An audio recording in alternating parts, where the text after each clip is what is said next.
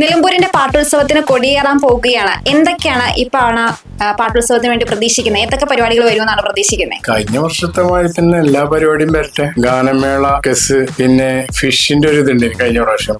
അത് പിന്നെ മുനിസിപ്പാലിറ്റി മാറിയല്ലേ ഇപ്പൊ. അപ്പൊ അതുകൊണ്ട് ഒന്നുകൂടി ഉഷാറാവുന്ന തോന്നി. എനിക്കറിയില്ല അതിനെ കുറിച്ച്. UDF അപ്പൊ അധികാരത്തിൽ വന്നത്, അപ്പൊ ഒന്നുകൂടി ഉഷാറാവുന്ന എന്റെ തോന്നല്. പാട്ടുത്സവത്തിന് ഈ പ്രാവശ്യത്തെ ഏറ്റവും വെയിറ്റ് ചെയ്തിരിക്കുന്ന ആരുടെ പരിപാടി വരണമെന്നാണ് ഏറ്റവും ആഗ്രഹം?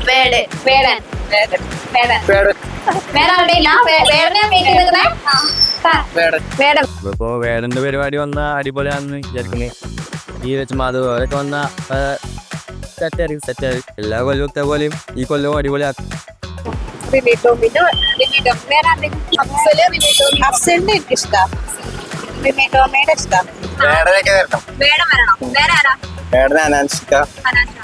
ആരായിരിക്കും മെയിൻ സ്പോൺസർ പാട്ടുത്സവത്തിന്റെ? കച്ചവടക്കാരായിരിക്കും കൂടുതൽ.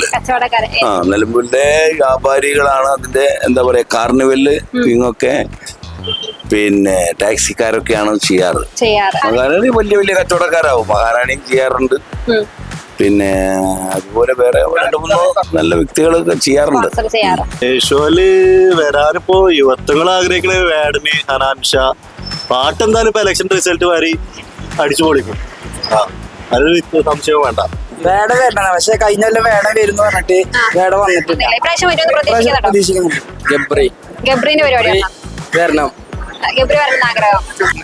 അനവധി പരിപാടികൾ ഇവിടെ വരുന്നുണ്ട്.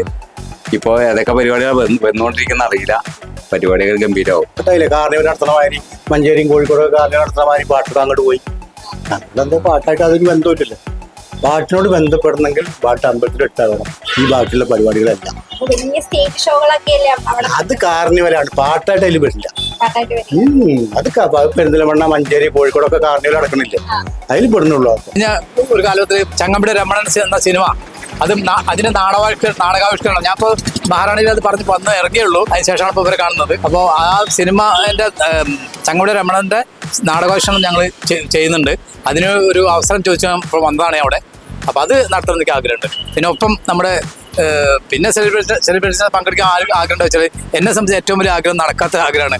നമ്മുടെ യേശുദാസിനെ ഒന്ന് കാണാനും വരാനും ആഗ്രഹമുണ്ട്. പക്ഷെ നടക്കില്ലെന്ന് അറിയുമെങ്കിൽ കൂടി ഈ അവസരം ദാസനെ കുറിച്ച് എനിക്ക് പറയാൻ എനിക്ക് കഴിയില്ല. ഞാൻ അത്ര അദ്ദേഹത്തെ ആരാധിക്കുന്ന ഒരു അവസ്ഥയിലാണല്ലോ സംഗീതത്തെയും അദ്ദേഹത്തെയൊക്കെ. ഒരു ആഘോഷം തന്നെയാണ് അത്. ഇപ്രാവശ്യം നമ്മൾ നിലമ്പൂർ മുനിസിപ്പാലിറ്റി നമ്മൾ പിടിച്ചെടുത്തിട്ടുണ്ട്. നമ്മുടെ ബാബുട്ടാക്ക് MLA ആണ്. തുടർച്ചും ഇരട്ടി മധുരമാണ് നമ്മുടെ നിലമ്പൂർ പാട്ട് ഇപ്രാവശ്യം ഉള്ളത്. അത് ഗംഭീരമാകും. സാധാ നിലമ്പൂർ പാട്ടിന് മാരിയല്ല ഇനി ആവാൻ പോകുന്നത്. കണ്ടറിയാം, അത്രയ്ക്ക് ടോപ്പാ. ഇപ്രാവശ്യം പ്രതീക്ഷിച്ച് കുറെ ആൾക്കാരെ പുറത്തു വിട്ട ഔട്ട്ലേറ്റ്. കണ്ണൂർ ഷെരീഫ് ഉണ്ട്, പിന്നെ ഉറുമി എന്ന പരിപാടി ഉണ്ട്. അങ്ങനെ 2-3 ഔട്ട്ലേറ്റ് പുറത്തു വിട്ടിട്ടുണ്ട്. വരണം എന്നുള്ളത് ഇവിടെ നിലമ്പൂര് എന്തൊക്കെ പരിപാടി ഉണ്ട്, ആരൊക്കെ കാണിച്ചു തരണം എന്നുള്ളതൊക്കെ നമ്മുടെ പാട്ടുത്സവ കമ്മിറ്റി ചെയർമാനായിരുന്ന സമയത്തെ നമ്മുടെ ആര്യാടൻ സൗഖ്യത്തിൽ എല്ലാ വ്യക്തികളെയും, പ്രമുഖ വ്യക്തികളെ സ്റ്റേജ് പ്രോഗ്രാം നമുക്ക് കാണിച്ചു തന്നിട്ടുണ്ട്.